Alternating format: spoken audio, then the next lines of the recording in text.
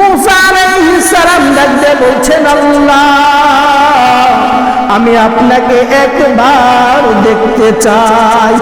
আল্লাহ বলতেছেন, মূসা তুমি আমাকে দেখতে পারবা না, তোমার চোখের যেই জ্যোতি, তোমার চোখের যেই পাওয়ার, এই পাওয়ারে তুমি আমাকে দেখতে পারবা না।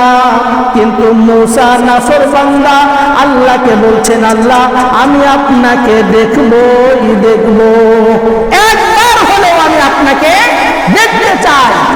তখন আল্লাহ বললেন, মূসা ঠিক আছে, তুমি যখন আমাকে দেখতে চাও, তুমি আমাকে দেখার জন্য ওই যে তুর পর্বত নামক একটা পাহাড় দেখা যায়, ওই পাহাড়ে গিয়ে তুমি আমাকে দেখো। আল্লাহর নবী মূসা আল্লাহকে দেখবে এই জন্য তুর পর্বতে চলে গেল। যাওয়ার পর ছোট্ট একটা নূর ওই তুর পর্বতে রেখে দিছে। রাখার সঙ্গে সঙ্গে আল্লাহ তাআলার নূরের এক জাররা নূর যখন রাখলেন, এই নূর দেখার সাথে সাথে আর সহ্য করতে পারলেন না। মূসা আলাইহিস সালাম অজ্ঞান হয়ে সেখানে পড়ে গেলেন।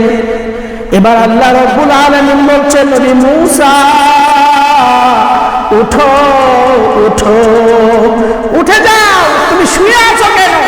তুমি না আমাকে দেখতে চেয়েছো?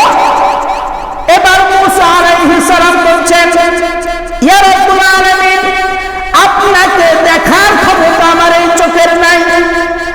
এইদিকে আল্লাহ তাআলা এক জাররা নূর যখন তুর পর্বতে রাখলেন, রাখার সাথে সাথে ওই পুরা পাহাড়টা পুরে কয়লা হয়ে গেছে। পাহাড় ডাকতে বলতেছে, ইয়া রাব্বুল আলামিন, আপনার নবীর সাথে আপনি দেখা দিবেন, কোনো অসুবিধা নাই, কিন্তু আমি পাহাড়কে আপনি কেন পুরাইলেন? আমি কি দোষ করলাম আল্লাহ, আপনি একটু বলেন।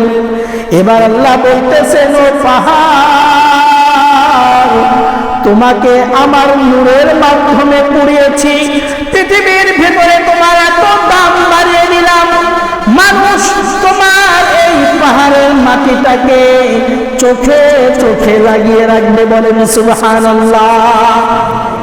এই যে আমরা সুরমা ব্যবহার করি, এই সুরমাটা কিন্তু ওই তুর পাহাড়ের মাটি, পুরা মাটি,